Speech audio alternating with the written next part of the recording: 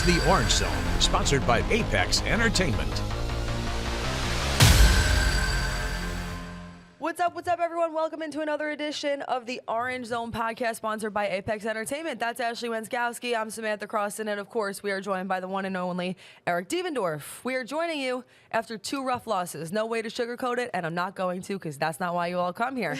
2 losses, Boston College, Virginia Tech, and not just 2 losses, 2 brutal losses, and 2 losses that could have, maybe should have, been wins. Yeah, I think unfortunately we have a much different tone than we did the last time we were sitting in these seats last week, because at that point they had still won 6 of 7. Things were looking up. They're headed to BC. Everybody's feeling good. And unfortunately now they've lost 2 in a row. So I think we should start with the Virginia Tech debacle, because that was a game they felt like they could win the entire way through. They felt like they were going to win, right? Yeah. They were up by double digits at one point in the first half. And then we saw the wheels kind of fall off the bus in the second half. In your opinion, Eric, what was the problem offensively in the second half?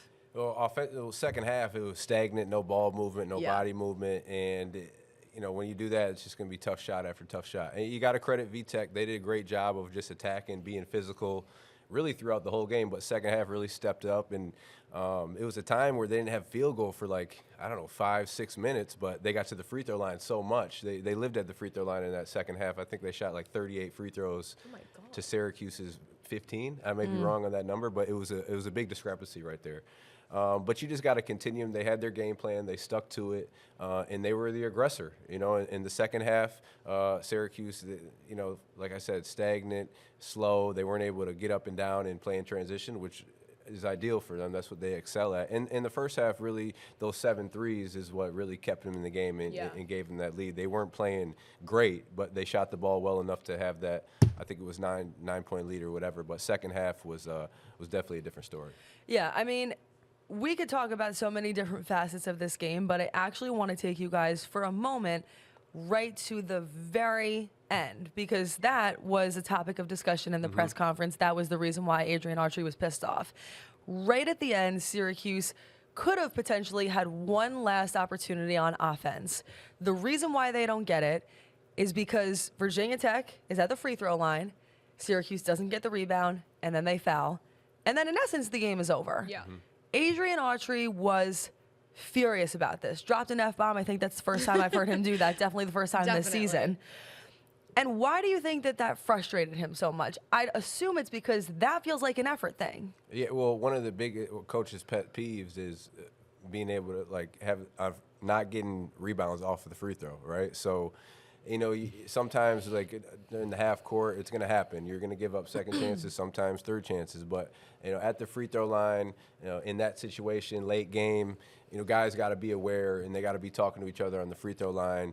And it was Nate George and Donnie Freeman right there, and you could kind of see, when it happened, they both looked at each other. That's just a communication thing, and you're right, it's an effort thing. You got to want it more. And in this game, Virginia Tech wanted it more, and it showed.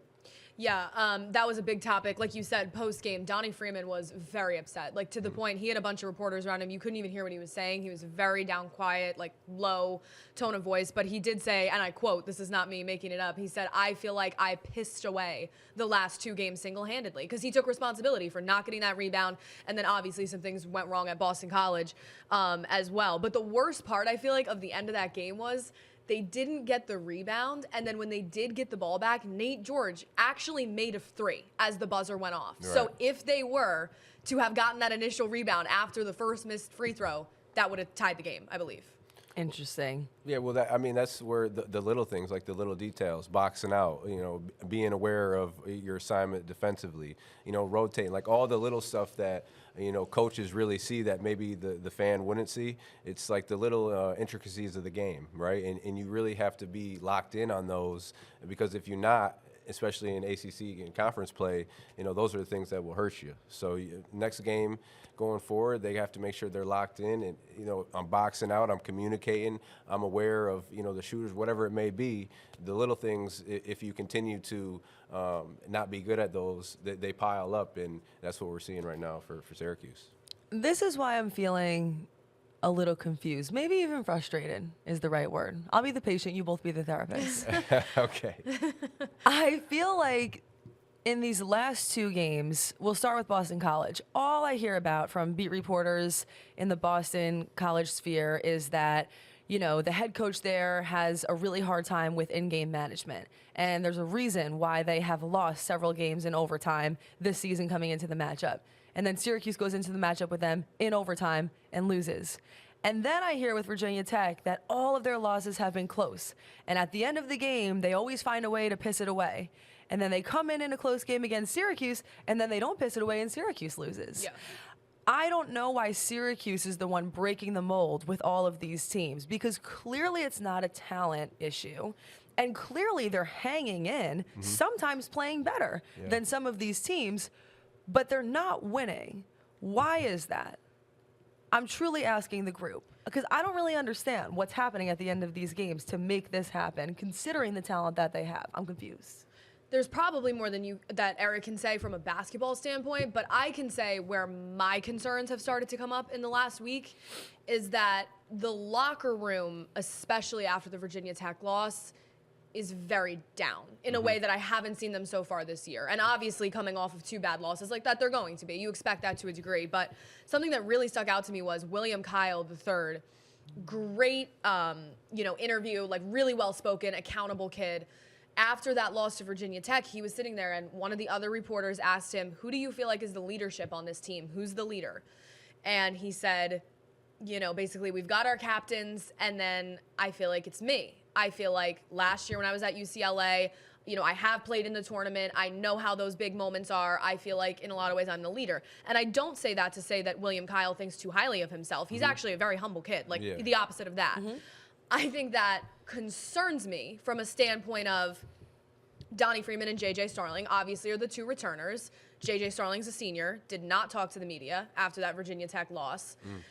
And Donnie did sit there and took all the questions, but was truly and honestly very upset to the point where he wasn't even really giving, big answers, but tried to sit there. My point there is that I hope it's not, but I'm starting to get inklings of leadership issues, possibly. That's an interesting insight. Well, I think, and we've been hearing this too from the media, from the fans, what's the identity of this team, right? And at good teams, great teams, good teams, they always have an identity, what they could go back to. And for me, I think what this identity for this team could be is playing fast, getting up and down, and then hanging their hat on the defensive side of the ball. They have the athletes, they have the versatile guys to be able to, really be good at both of those things. And they just been inconsistent the whole year, right? So when you're consistent one game, inconsistent drop, it's never going to be at the end like where you want it to be. You have to be consistent with those things, with your identity. Hey, this is what we're going to do the whole game. If it's not working, we're still going to be able to push it. We're not going to go back and forth and try to do something else. That's where the inconsistencies really start to show up. So leadership, having an identity, and then really sticking to that and being consistent with that. Is it going to be perfect? No, it's never going to be perfect. But you have a foundation that you could work off, right? And it's been too inconsistent, with the play, with the leadership, with the identity, whatever you want to say. And that's when you have these little things that happen. Rebounds off the free throws, right? Turnovers, stagnant offensively. When you have consistency and when you know who you are as a team, it's going to be more so like this rather than this. I also think to build off of that point, I'm not sure they know who to look to in those late last-second moments, which they shouldn't even be in that position to begin with, like you said. But it's sort of like, do you want the ball in Nate George's hands? Do you want the ball in J.J. Starling's hands? Donnie Freeman's your guy, but late in a couple of these games, he hasn't been with some of those inconsistencies.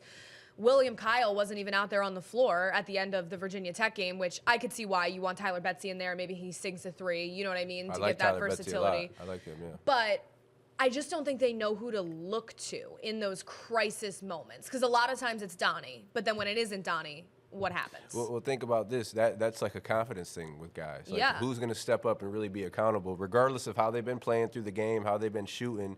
You got to be confident in yourself as a player. And a lot of times on the floor when I see these guys, they're lacking confidence, right? They're being hesitant. They're not sure of themselves. When you're hesitant playing basketball, you're going to make way more mistakes than when you're aggressive, right? You have to be able to be a threat at all times, regardless if you're 0 for 10 or you're 10 for 10, right? You got to be that same type of player because the other team can see that. They could see that, oh, this guy's hesitant, and they feed off that. They're going to be able to go. They're going to attack you a little bit more. They might start talking a little bit junk because they know they can get into your head, right? So number one things for these guys, regardless of what is happening, you have to keep that confidence, right? And then when you get to those situations at the end of the game, you still have it, right? And now you could be aggressive, getting to the basket or shooting the basket, making a play, whatever it is. So these guys have to start to believe in themselves more. And once they do that, not only is their overall game going to change, but the whole team is going to change. Go ahead. No, I mean, listen, all I was going to say is the issue is that, or at least part of it is that, the games are just going to get harder from here on out, right? You have a Miami game this upcoming Saturday, 2 o'clock inside the Dome. So at least a home game. Mm-hmm. That I feel like definitely feels like a make or break game in some way, shape, or form. But then again, I think that this team stays committed to the goals that they set for themselves in the beginning of the season, which was to end up in March Madness, mm-hmm. which was to be an NCAA tournament team. It's funny, I feel like we, as media people, kind of toss around that term make or break or must win game. Like, nothing's really a must win game, even still at this point, right? Like, nothing is technically stopping them from going out and upsetting UNC and Duke and having a great rest of the season. That all could happen. But what I'm trying to figure out is you look at a score like this, 76-74, and you think, oh, well, that's a close game. That's a game that Syracuse could have won. Is Syracuse closer to success than we think? Or does the score of this game not actually reflect the depth of the problems that this team has right now? Which of those two realities do you think we're living in? Well, here's the thing. You're losing against, Boston College, Virginia Tech, and no slight to either team.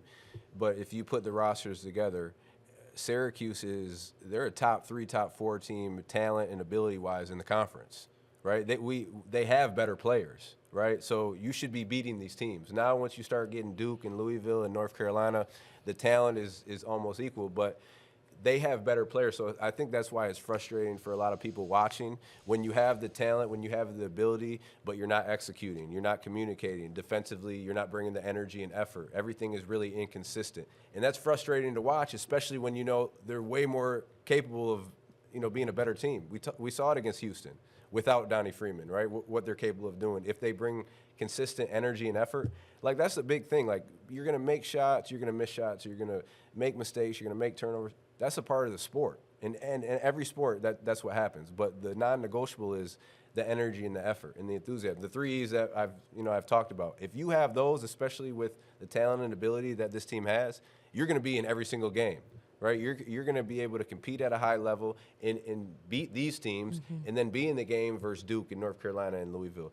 So I think that's what is frustrating for a lot of people watching, is just the inconsistent energy and effort. Because when you have inconsistent energy and effort, a team that's not as talented playing and competing at a higher level, they're going to either beat you or be right there to the very end. And that's what we're seeing. Yeah, and you talk about that energy and effort. Something that was also interesting, William Kyle was talking about after the Virginia Tech game, when Adrian Autry refers to the dips and the level 5, people have sort of thought that's like a catchphrase or that's just one of, his mantras. William Kyle actually told me that they wear I don't remember what he said, maybe a bracelet, or they wear something on their body during the game that tracks their heart rate. And he was saying that the coaching staff actually has been able to identify points in these games, whether it's, I think he said it's like from the 10-minute mark to the 6-minute mark in the second half or something, that, like, legitimately from a scientific standpoint, their heart rates are not as high. Like, they're not, the energy and the effort is not much as there. And so the coaching staff has been trying to identify that and watch out for those time periods during the game that happens. So I just thought that was interesting from, like, a sports medicine, science perspective. Very, very interesting. And I think the biggest thing is anyone to start a game is going to come out enthused and with energy and effort. But when you start making mistakes, missing shot, facing some adversity as a team, can you keep that level of intensity?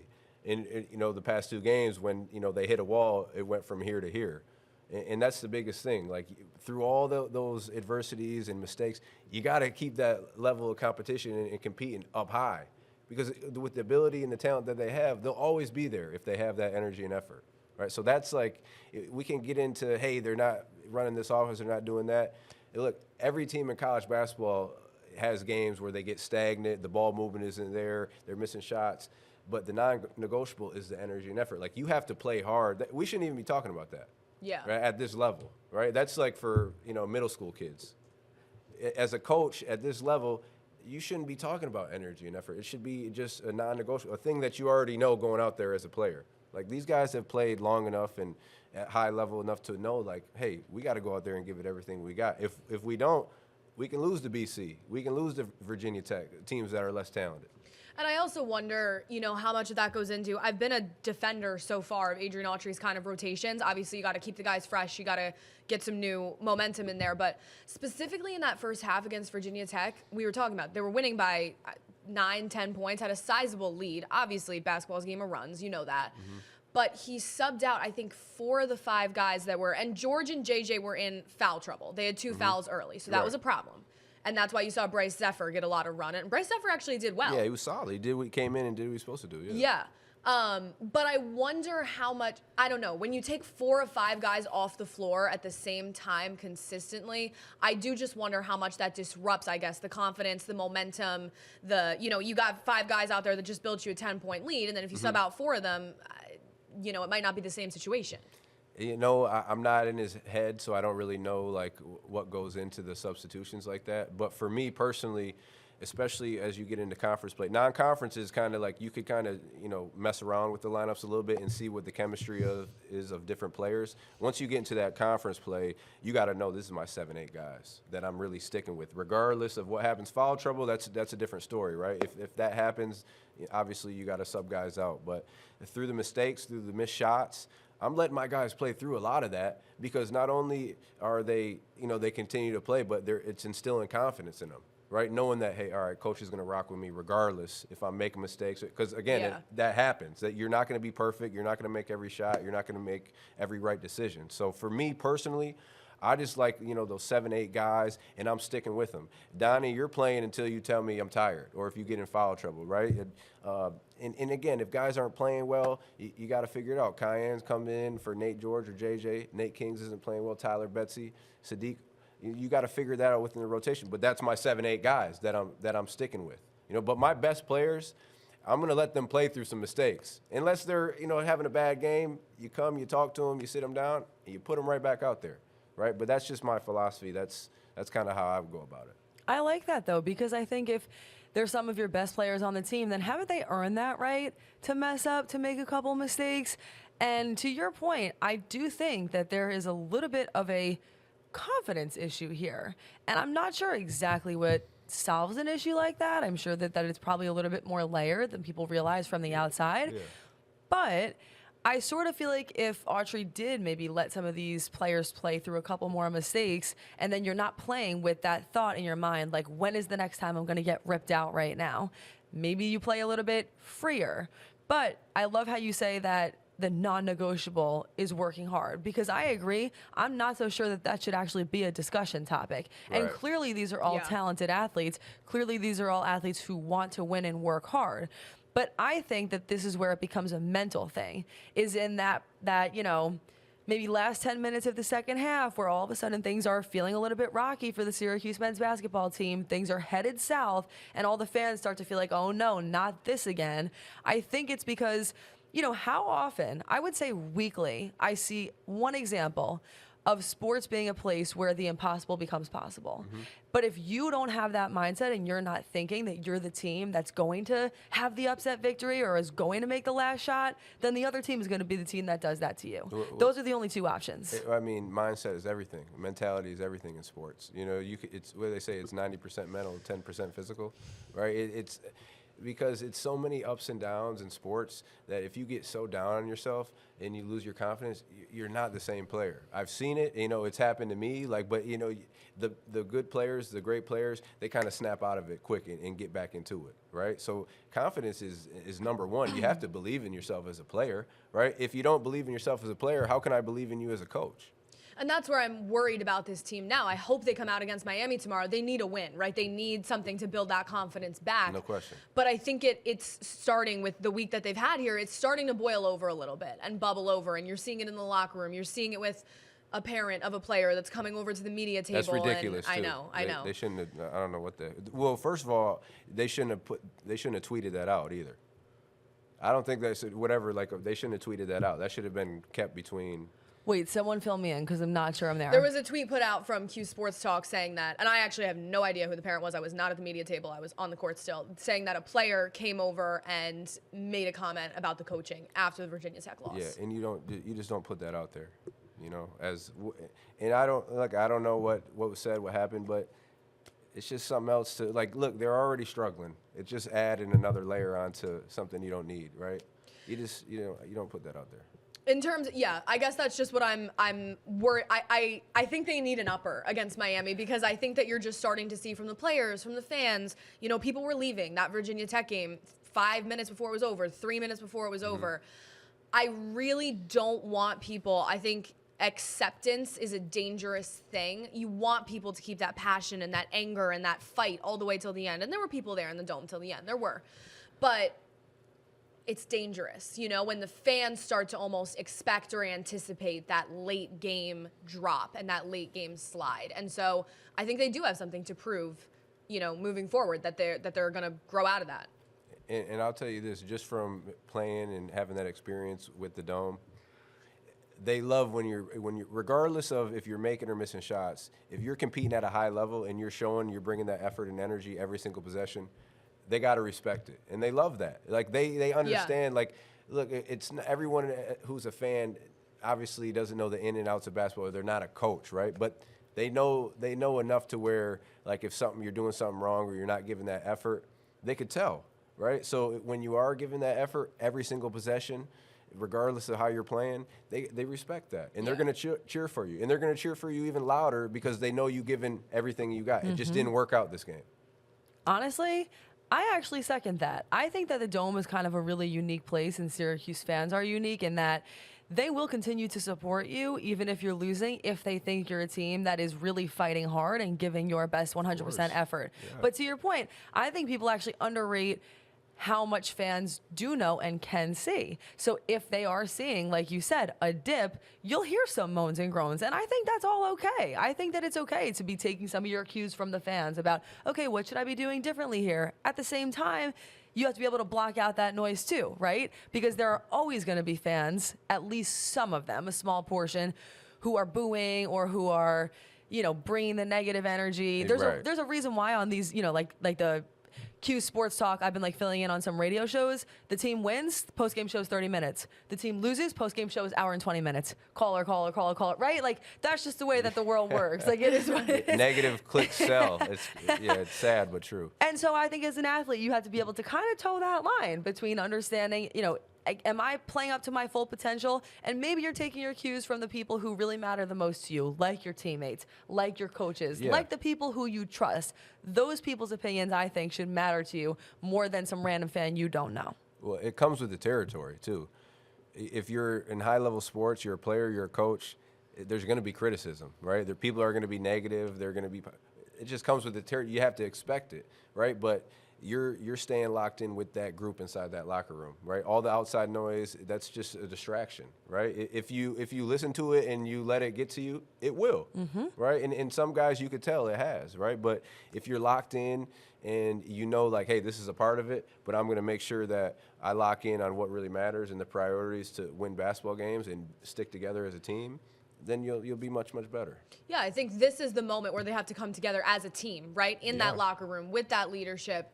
You know, the last few days in practice after that Virginia Tech loss, these times that test you, I think, are the times that you find out a lot about yourself as a team. And Absolutely. The flip side of the coin that we've been talking about, you can take saying, you know, oh, they've been down in the locker room, and that is dangerous if that continues. But it also, in a sense, is like a good thing that they have the passion, right? They have the care. Donnie Freeman is so upset after a loss that he can barely talk. William Kyle is upset and taking accountability. It's good that the, I guess, passion and the want to win is there to a point where they're getting outwardly upset when they lose. 100%. Again, Syracuse up next. It's going to be a game against Miami. It is tomorrow. I keep on saying Saturday. That's tomorrow, 2 o'clock in the Dome. You can watch it on the ACC Network. We'll, of course, have highlights for you here on Channels 3 and 5 after the game. What are maybe one or two things that you both would like to see from Syracuse in this upcoming matchup besides a win? Certainly some more ball movement on offense, some more offensive sets. I feel like they really lost that in the second half. And I mean, defensively, the effort hasn't really totally been there defensively the way it was at the beginning of the season. And I think that's let some of these losses slip away, specifically Boston College, overtime, all of that. The defense could have been better and they wouldn't have been in that spot. Yeah, I mean, number one, energy and effort, right? That has to be consistent for 40 minutes. You have to have that. And Miami is really similar to Syracuse. They got a really good starting five. They're big, they're physical, they like to attack, they like to get out in transition. Not great at shooting out on the perimeter. They'll mix up man and zone a little bit. But Syracuse, if they can, they have to be able to try to get out and play ahead of that defense. So if they can get out in transition, that'll be ideal. When they do get in the half court, you want to get some body and ball movement so you can get some cleaner looks. And then defensively, like just bring the effort. Like, let's be real gritty, right? Get in somebody's chest and box out, rebound the basketball, go after every ball, and then communicate and talk to each other. I think as a player, when I talked, when I communicated to my teammates, I gave myself energy, and that also gave my teammates energy. So when you're locked in the whole 40 minutes through all the ups and downs, like, you can keep that energy at the level that you needed to be at, So get out in transition, defensively, get gritty, get grimy a little bit, and then just stay consistent with that energy and effort. Some communicating, some directing, Yeah. some on-the-court leadership. I like it. This has been the Orange Zone Podcast, sponsored by Apex Entertainment. Be sure to like, comment, and subscribe, and we will see you back here for some more basketball talk next week. Have a great weekend, everybody.